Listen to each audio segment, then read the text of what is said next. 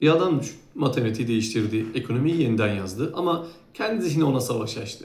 Gerçeklerle hayali ayırt edemedi ve bir gün Nobel ödülünü kazandı. Bu bir film değil. Bu John Nash'in hikayesi. Dahi mi yoksa deli mi? Kararı sen ver. 1928 Amerika. John Nash sıradan bir çocuk değildi. Arkadaşları yoktu, konuşmayı sevmezdi, takım oyunları hayır hiç sevmezdi.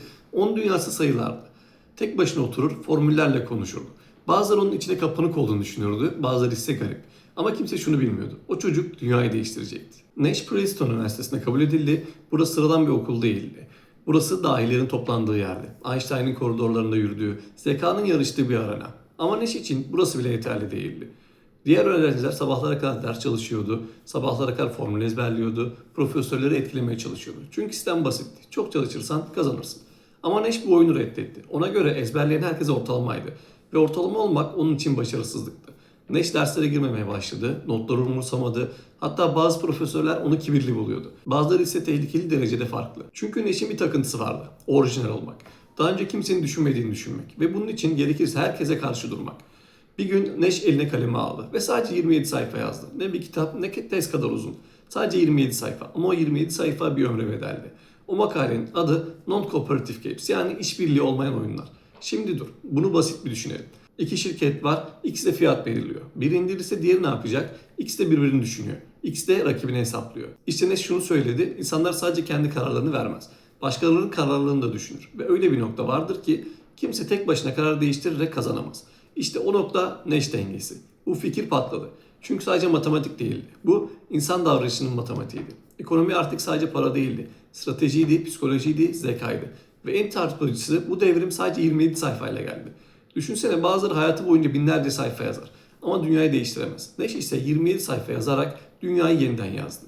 Ama kimse şunu bilmiyordu. Bu zekanın bedeli olacaktı ve o bedel çok ağırdı. Adı Nash dengesi.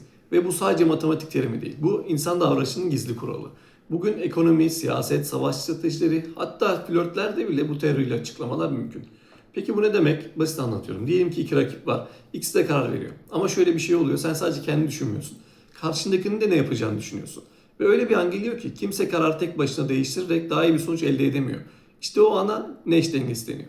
İki market düşün. A market ve B market. İkisi de aynı ürün satıyor.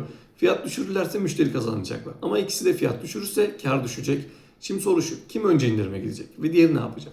Sonunda ikisi de öyle bir fiyat belirler ki kimse tek başına değiştirerek avantaj sağlayamaz. İşte o fiyat noktası Nash dengesidir. Yine farklı bir örnekle anlatayım. İki suçlu yakalanıyor. Ayrı ayrı odalara konuyor ve bir teklif geliyor. Eğer konuşursan özgürsün ama diğeri konuşursa sen batarsın. İkisi de düşünüyor. Ya o konuşursa? Sonuç olarak ikisi de konuşuyor ve ikisi de kaybediyor. Çünkü kararlarını sadece kendilerine göre değil, karşı tarafın hamlesine göre veriyorlar. Ve ortaya çıkan sonuç Nash dengesi. Yine başka bir örnek verelim. Bir ortamdasın, beğendiğin biri var. Onda seni beğenip beğenmediğini bilmiyorsun. Çok fazla ilgi gösterirsen kaybedersin. Hiç ilgi göstermezsen yine kaybedebilirsin. Sen onun davranışını düşünüyorsun, o da senin davranışını düşünüyor. Ve sonunda ikiniz de bir dengeye geliyorsunuz. İşte bu da Nash dengesi. Bu yüzden bu teori küçük bir fikir değil. Bu dünyanın nasıl çalıştığının modeli. Bugün milyar dolarlık şirketler fiyat belirlerken bunu kullanıyor. Devletler strateji belirlerken bunu kullanıyor. Ordular karar verirken bunu kullanıyor. Ve en ilginci sen farkında bile değilsin. Markette fiyat karşılaştırırken, indirim kovalarken hatta biriyle konuşurken bile bu oyunun içerisindesin. Ve bu oyunun kurallarını John Nash yazdı. Yani sen hayatını yaşadığını sanıyorsun ama aslında bir dengeyi oynuyorsun. Ama ironik olan ne biliyor musun? Dünyanın en rasyonel sistemini kuran adam kendi zihnine dengeyi kaybedecekti. Bu hikaye sana tanıdık geliyor mu? Çünkü bu hayat A Beautiful Mind filminde dünyaya anlatıldı. Ama film gerçeğin sadece bir kısmıydı. Gerçek hikaye çok daha karanlıktı. Nash 30 yaşına geldiğinde bir şeyler değişmeye başladı. Önce küçük şeyler, önemsiz görünen detaylar. Bir bakış, bir cümle, bir gazete haberi.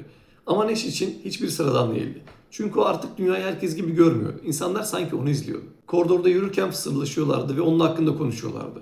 Ve Nash buna inanıyordu. Çünkü onun zihni her şeyi anlamlandırmak zorundaydı. Gazeteleri açtı ve sıradan haberleri gördü. Ama birkaç saniye sonra o haberler şifreye dönüştü. Her kelime, her sayı gizli bir mesajdı ve o mesajlar sadece ona geliyordu. Düşünsene bir matematik dahisisin, hayatın boyunca desenleri çözmüşsün, şifreleri çözmüşsün ve o gün olmayan desenleri görmeye başlıyorsun. İşte o an gerçekler kırılmaya başlar. Nash sadece artık düşünmüyordu, inanıyordu. Kendisini takip edildiğine, önemli bir görevde olduğuna ve dünyayı kurtarması gerektiğini. Ama kimse onun gördüklerini görmüyordu. Arkadaşlarına endişelendi, profesörleri fark etti, ailesi korkmaya başladı. Ve sonunda gerçek ortaya çıktı. Teşhis kondu şizofreni. Bu sadece bir hastalık değildi. Bu gerçeğin parçalanmasıydı. Gerçek artık tek bir şey değildi. Parçalara ayrılmıştı. Ve Neş hangi parçanın gerçek olduğunu bilmiyordu. Zihni ona ihanet etmişti. Bir zamanlar dünyayı çözen adam artık kendi zihnini çözemiyordu. Ve acı olan bu savaşın görünmemesiydi. Dışarıdan bakınca sadece sessiz bir adamdı. Ama içeride bir kaos vardı. Bir dahi kendi beynine karşı savaşıyordu. Ve bu savaş onu yavaş yavaş her şeyden koparacaktı. Kariyerinden, hayatından, gerçekten. Dibe doğru uzun bir düşüş başladı. Neş hastanelere yatıldı, işini kaybetti, toplumdan dışlandı. Bir zamanların en parlak zekası kampüs koridorlarında hayalet gibi dolaşıyordu. Kimse onu ciddiye almıyordu çünkü insanlar dahileri sever ama delilerden korkar. Ama sonra inanılmaz bir şey oldu. Bu bir anda olmadı. Bir sabah uyanıp iyileşmedi. Film gibi değildi. Yavaş yavaş, çok yavaş geri döndü John Nash. Zihnindeki sesleri susturmayı öğrenmedi. Onlarla yaşamayı öğrendi. Onları yok edemedi ama önemsememeyi öğrendi. Düşünsene, gerçek olmayan şeyler görüyorsun ama onlara inanmamayı seçiyorsun. Bu bir matematik problemi değildi. Bu iradeydi. Yıllar geçti, insanlar onu unuttu. Yeni ekonomistler geldi, yeni teoriler çıktı ama hiçbir şey değişmedi. Neş'in fikri game teori büyümeye devam etti. Şirketler onu kullandı, devletler onu kullandı. Dünya onun kurduğu sistemle hareket etti. Ve sonra 1994 yılı geldi. Bir açıklama yapıldı ve dünya gerçekten durdu. John Nash Nobel Ekonomi Ödülünü kazandı. Bir zamanlar hastane koridorunda kaybolan adam şimdi dünyanın en büyük sahnesindeydi. Bir zamanlar deli denilen adam artık bir efsaneydi. Ve ironik olan şu, dünya onu alkışlarken o hala kendi zihninde yaşıyordu. Zafer onun için sessizdi çünkü bu sadece bir ödül değildi. Bu bir geri dönüş hikayesiydi. Bir adamın kendi zihnine rağmen ayakta kalma hikayesi. Ve belki de en büyük başarısı Nobel değildi, pes etmemesiydi. Çünkü bazı insanlar dünyayı değiştirmez. Önce kendilerini kurtarır ve bazen en büyük zafer kimsenin görmediği savaşı kazanmaktır. Şimdi kritik soru. John Nash kimdi? Bir dahi mi yoksa bir deli mi? Belki de ikisi de. Çünkü bazen dünyayı değiştiren insanlar dünyaya uymayanlardır ve bazen en büyük savaş dışarıda değil içimizdedir. Unutma, bir fikir dünyayı değiştirebilir. Ama o fikri taşıyan zihin her zaman güçlü olmak zorunda değil. Bu tarz içerikleri seviyorsan beğenip abone olmayı unutma. Bir sonraki videoda görüşmek üzere.